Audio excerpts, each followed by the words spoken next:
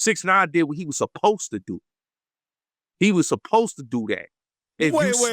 You saying that he was supposed to snitch on them? Yes. Penetrate. All right. What do you think about all the backlash that Big Bank has been getting after the back and forth with 6ix9ine?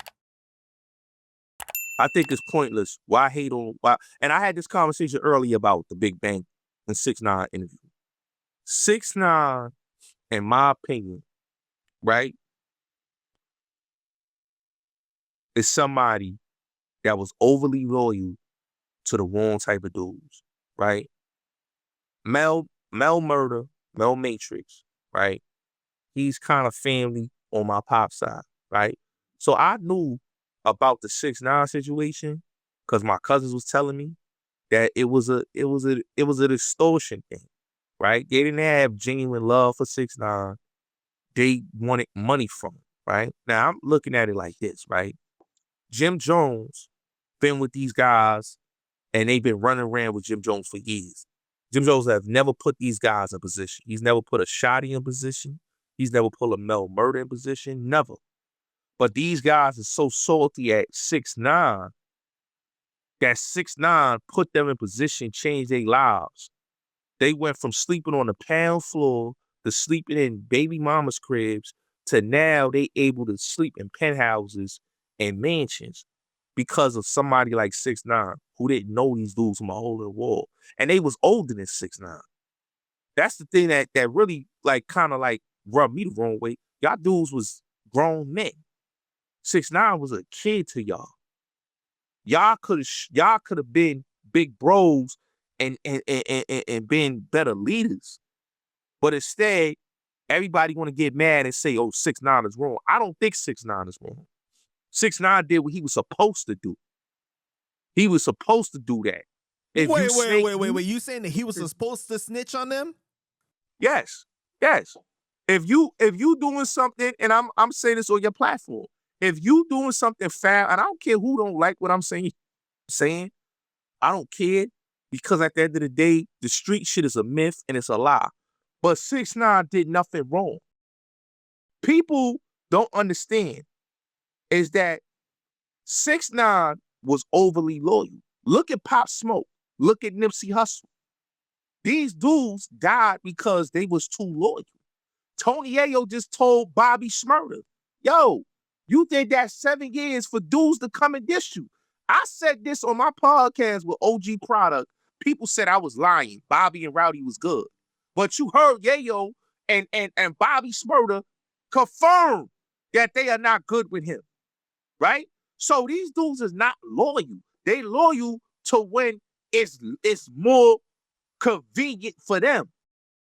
6ix9ine had every right to do what he did. If you bring guns to my house, if you come to my house and you sleeping with my baby mother, you threatening my moms, you are trying to murder me, you kidnapping me for somebody else's issues. Shotty was the one that cut Nuke and Harv off. They should have no retaliation towards him because he wasn't the one that cut them off. It was Shotty. So you basically going to grab up 6ix9ine because you feel like 6ix9ine, 6ix9ine, he's a pussy.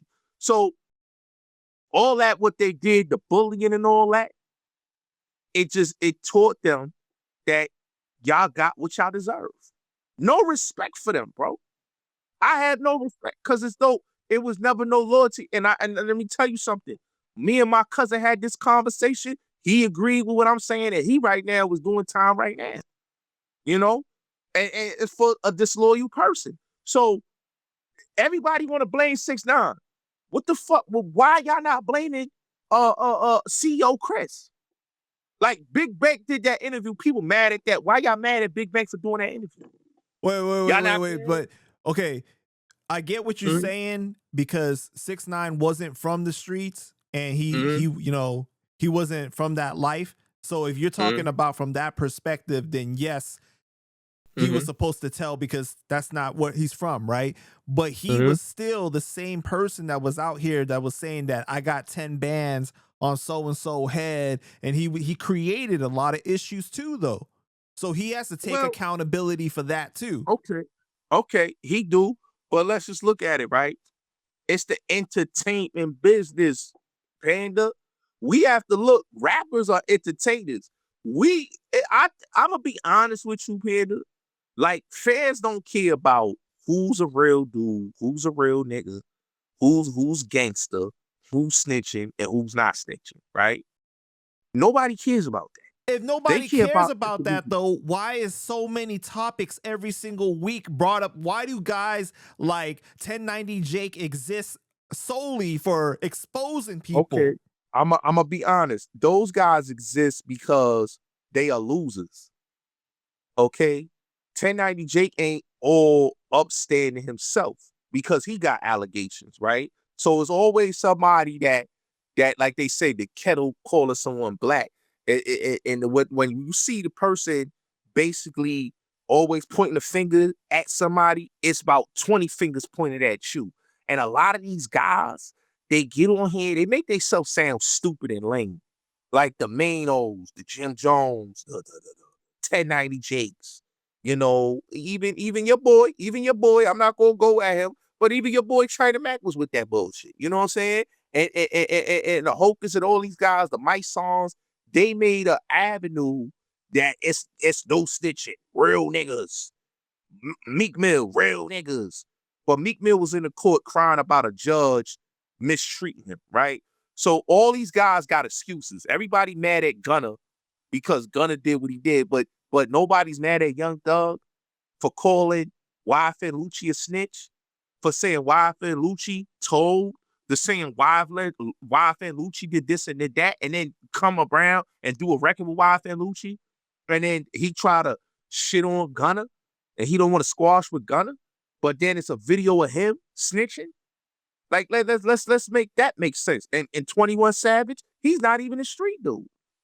Okay. All right, wait. You see, you going down a lot of different lanes right now, okay? First of all, as far as you talking about China Mac, you can't put that on China Mac, though, because there ain't no allegations against him, okay? He's always kept this solid.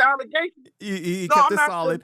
But he kept it solid. But I get what you're saying, that there is a lot of hypocrisy amongst people that say things. You remember, Panda, China Mac when he first came on, right? And I was rocking with when he first came out, right? He was like, yo, Jen told on me, right? And then he did the sit down with Jen. I didn't hear nobody saying, yo, China Mac, you should do this sit down with Jen. Cause Jen told on you. I mean, people have it's a biasness. It's a biasness. If they like somebody, then they're gonna have a biasness. But if they don't like the person, then it's fuck 6ix9ine. Like, why is it fuck 6ix9ine? All right, let's dial it back because we going down a different path now, okay? But as far as the whole Big Bank situation, right? Yeah.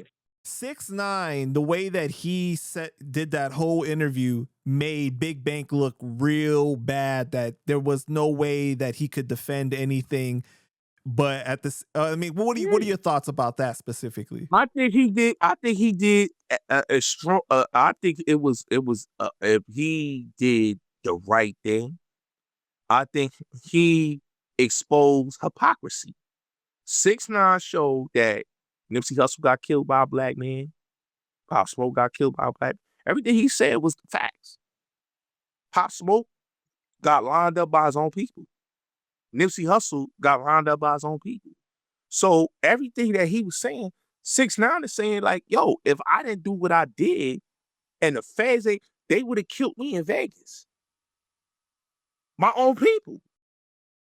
So would you think of Wack asking ATL rappers if they're gonna give Big Bank the same smoke they gave Wack for interviewing 6ix9ine? Because we found out that 6ix9ine paid Big Bank to do the interview.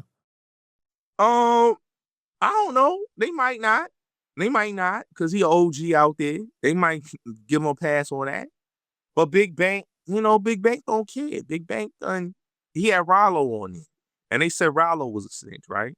Right. He had Woody on his show. So I mean, Big Bank don't care. Big Bank gonna do what Big Bank do. Shout out to Big Bank for doing the interview. Cause he could have been like everybody else. Oh, I ain't fucking with 6ix9ine. Could have been like a Joe Buttons and all them dudes, cornballs.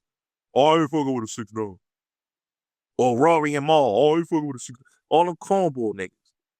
They don't want to fuck with the Ray Games. All these dudes, they cornballs. The Math Hoppers, they cornballs. They don't want to do an interview with 6ix9ine, but then y'all want to talk greasy about 6ix9ine. Well, Come on. Wait. See, you can't do that though, because like if these dudes are keeping it solid and they totally against not snitching, you know, and they not being hypocritical, it's in their right to not do an interview with them if you know if they don't want They to. are journalists, but they are journalists. They are journalists. This is what I don't understand. These guys, they call themselves journalists. They call themselves podcasters. Do they really call themselves journalists though, or they just call themselves media? They're media, but media is the same thing. Journalists, media, it's all the same thing. There's different standards. There's different standards to that though. Okay, so if they're part of hip hop media, right? Right. Like if you're part of hip hop media, everybody should be interviewed. This is like my beef with Don Diva magazine. I remember back in the day they said we don't interview rats, but they got mad with Feds magazine for interviewing people that they say are rats. Why? It's all around. You're interviewing everybody. If everybody, the streets, this is what people gotta understand. The streets is not just, oh, you have to be a real nigga and you have to do 30 years and stay solid for us to interview you. No, what the fuck are you talking about? The streets have all varieties of people. Snakes, snitches, police, killers, drug dealers. They all in the same round. There's no difference with them because there's no honor amongst them. So everybody needs to be interviewed. With all these dudes with these fucking so-called rules, this is what's killing it in this whole arena because everybody make excuses. Everybody make excuses, Panda. And that's what pisses me off when I hear these dudes make excuses because they can stand next. Like, look at Bimmy, bro. Look at Bimmy. This dude, they made excuses for this man, right? They didn't care. When Zip said it, oh, he got the paperwork. But when I told people, and you interviewed me about this, when I told people about this in 2022, 2023, when I watched the Supreme Team documentary, oh, you lying on Bimmy, Harlem legend, the first one calling Bimmy up, people getting mad wanting to get at me for exposing it. But then when Zip come out, oh, yo, son is a rat, yo, like, come on, bro. It's like, damn if you do, damn if you don't. That's how I look at it, bro. I don't know anything about that, so I can't really say, but you know, yeah. I hear what you're saying, but